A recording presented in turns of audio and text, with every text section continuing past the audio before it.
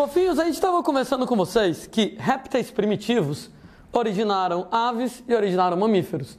A história dos répteis começa há 360 milhões de anos atrás, ainda, gente, na era paleozoica, onde você tem que um grupo de anfíbios primitivos vão lá originar os primeiros répteis. Considerando que os répteis são muito mais desenrolados em ambientes terrestres do que os anfíbios, né? Anfíbios estão restritos a ambientes sombrios e úmidos. Répteis podem viver em ambientes ensolarados e secos. Logo, logo, gente, os répteis dominam a natureza. Há mais ou menos 245 milhões de anos atrás, tem início a Era Mesozoica, a Era dos Répteis. Apesar de os répteis não terem surgido na Era Mesozoica, gente, eles começam a dominar a natureza na Era Mesozoica. E a Era Mesozoica, ela teve 3 períodos, né? Você teve lá o período Triássico, onde no período Triássico, um grupo de répteis primitivos chamados de terapsidas originam os mamíferos. Um outro grupo, moçada, de répteis primitivos chamados de tecodontes originam os dinossauros. Até tinha comentado isso certa vez, né? Que dinossauros e mamíferos surgiram na mesma época.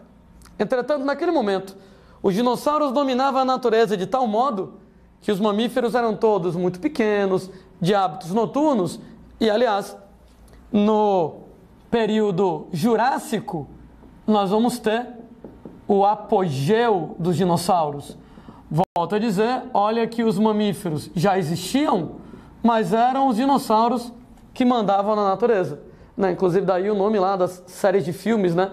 Do Jurassic Park lá, do Parque dos Dinossauros, o momento do apogeu dos dinossauros. Houve uma moçada de dinossauros ocupando todos os ambientes. Dinossauros, por exemplo, terrestres, que podiam ser herbívoros, carinhas como Triceratops, carinhas como, por exemplo, Brontossauro, Brachiosauro, gente, criaturas que atingiram dimensões enormes. Aliás, nunca houve lá animais terrestres tão grandes quanto esses carinhas aqui. Alguns deles, né, de hábitos carnívoros, Tiranossauro, a estrela maior lá do filme Jurassic Park, né? Os Velociraptors, os vilões normalmente lá dos filmes do Jurassic Park, né? Predadores carnívoros aí na parada. Mas, gente, houve, por exemplo, dinossauros que se instalaram no ambiente aquático. Criaturas como, por exemplo, lá, Ictiosauro ou Plesiosauro. Notem que os primeiros cordados, eles eram aquáticos, os répteis são terrestres, alguns voltam para o ambiente aquático. Como, moçada, nós chegamos até dinossauros voadores, carinhas como, por exemplo, lá, os pterossauros. Foi mais ou menos, gente, nesse momento que surgem lá criaturas como o Archaeopteryx. Toma cuidado, tá, moçada? Porque as aves não surgem dos dinossauros voadores. Dinossauros voadores, pterossauros é um grupo, e a partir de um outro grupo de dinossauros que eram terrestres, surge, moçada, lá, o Archaeopteryx, talvez, moçada, a ave mais primitiva que existe. Nas aulas de evolução, a gente descreveu o Archaeopteryx como um elo evolutivo entre répteis e aves, ainda com características intermediárias, né? Tinha bico, como as aves, mas tinha dentes. Ele apresentava, por exemplo, lá, garras, cauda longa, coisas, moçada, típicas de répteis, ao mesmo tempo em que as patas dianteiras se modificam em asas e eles têm penas.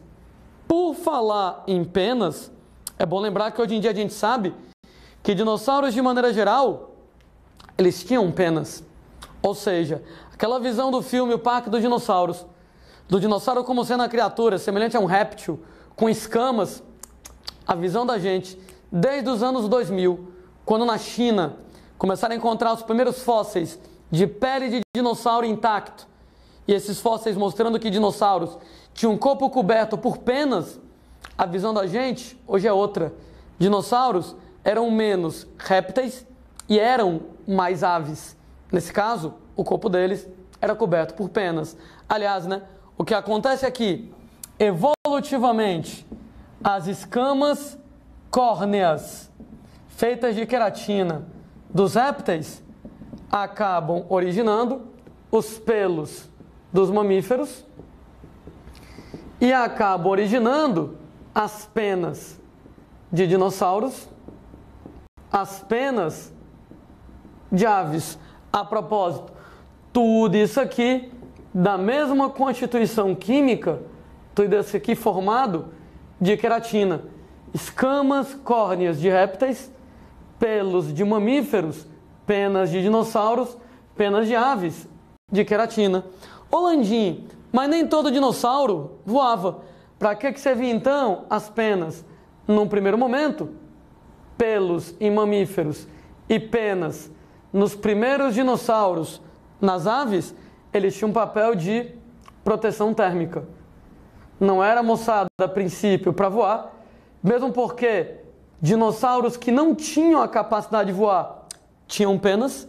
Então, pelos e penas, para proteção térmica, aquela história de que eles retêm ar, e ar é um excelente isolante térmico.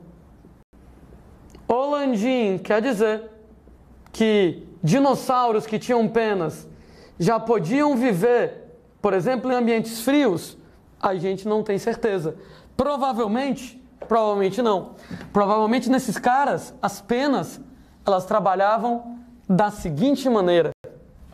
Durante o dia, as penas ficavam levantadas, elas ficavam erguidas, de maneira que o calor ele pode entrar no corpo, e durante a noite as penas elas desciam. No que as penas elas desciam, no que as penas elas abaixavam, o resultado é que o calor retido no corpo simplesmente não tinha como sair, acabava então ficando preso, né? Daí, particularmente num grupo de dinossauros, eles desenvolvem lá penas de modo mais eficiente que os outros e acabam originando lá a primeira ave, o Archaeopteryx, há mais ou menos 150 milhões de anos. Acontece que ainda estou falando da era Mesozoica, tem o período Triássico, surgem os mamíferos, surgem os dinossauros, tem o período Jurássico, o apogeu dos dinossauros. E, moçada, a gente tem lá no período do Cretáceo, o que vai acontecer é que os dinossauros, eles desaparecem. Nós temos aquele episódio que a gente já descreveu em aulas anteriores, da queda daquele asteroide, né, gigantesco, 10 quilômetros de diâmetro, que quando ele cai, ele levanta uma nuvem de poeira que cobre a luz do Sol durante, gente, milhares de anos com pouquíssima luz. O resultado que os grandes dinossauros herbívoros que precisavam de muita comida não tinham mais, né? Porque as grandes plantas que precisam de muita luz para fazer fotossíntese morrem porque tem pouca luz. Como os grandes dinossauros herbívoros morrem, os grandes dinossauros carnívoros morrem e toda a cadeia alimentar dos dinossauros acaba sendo quebrada. Entretanto, répteis pequenos que precisam de pouca comida, eles sobrevivem, né? Porque agora que você tem pouca luz, tem pouca fotossíntese. Então, plantas grandes que precisam de muita luz são eliminadas. Mas plantas pequenas que se viram com pouca luz, sobrevivem. Então, animais pequenos que se viram com pouca comida, sobrevivem também. Pequenos répteis sobrevivem, mamíferos sobrevivem, as primeiras aves pequenininhas sobrevivem. Lá no período Cretáceo, nós temos exatamente o desaparecimento dos dinossauros. Aliás, vou colocar assim, hein? Dos grandes dinossauros. Porque eu posso argumentar com vocês que, na verdade, os dinossauros não desapareceram. eles tiveram o apogeu deles no Jurássico, mas eles continuam vivos até hoje na forma de aves, né? Voando por aí, né? Cantando por aí, enchendo o seu saco de manhã, às vezes lá, né? Com a cantoria no seu pé do ouvido. De qualquer maneira, você tem que os dinossauros acabam originando as aves, né? Por isso, como eu estava comentando, né? Os répteis, eles originaram mamíferos, originaram as aves, e os dinossauros pertencem ao mesmo grupo. As escamas originam pelos, originam penas aqui na conversa. Ah, a propósito, tem outro detalhezinho, né? A maioria dos répteis é tricavitário, né? Você tem que aves e mamíferos são tetracavitários, mas existe, moçada, um grupo de répteis que também é tetracavitário, que é exatamente o grupo dos crocodilianos. Daí, alguns autores hoje descrevem a árvore evolutiva de répteis, aves e mamíferos mais ou menos desse jeito. Nós temos lá a maioria dos répteis que tem um coração tricavitário, apenas 2 átrios e um ventrículo aqui na jogada.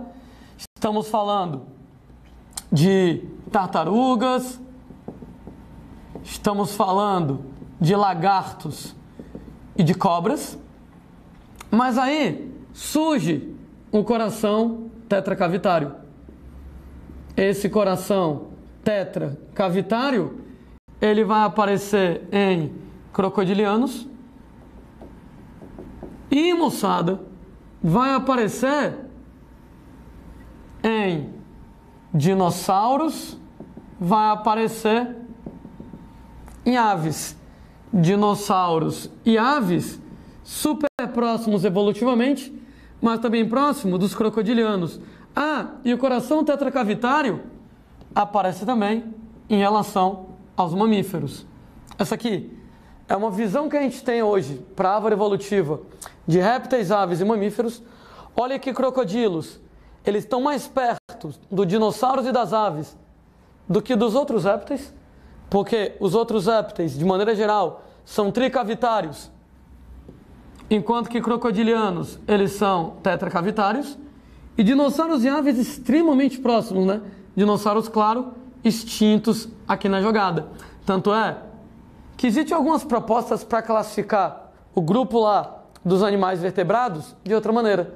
Ao invés de você falar em répteis, aves e mamíferos, você falaria em répteis, que pegaria tartarugas, lagartos, cobras, e aí vai. Um grupo chamado de arqueossauro, onde os arqueossauros pegaria crocodilianos, dinossauros e aves, e o grupo, gente, dos mamíferos. Então, os répteis seriam só tartarugas, cobras e lagartos, os arqueossauros, crocodilianos, dinossauros e aves, e o grupo dos mamíferos. É uma proposta? É uma proposta. É a que mais aparece? Claro que não, né? Tradicionalmente, a gente vai dividir em répteis, aves e mamíferos. E nessa classificação tradicional, répteis incluem tartarugas, cobras e lagartos, crocodilianos e dinossauros. Então, dinossauros, nesse caso, tradicionalmente colocados no grupo dos répteis. Isso aqui é uma visão, aquela visão de você colocar tartarugas, cobras e lagartos, crocodilos e dinossauros nos répteis, é uma visão devido à morfologia, à anatomia, ao comportamento. Mas na visão evolutiva, aves e dinossauros muito perto e crocodilianos relacionados devido ao coração tetracavitário. Arqueossauros aqui na conversa.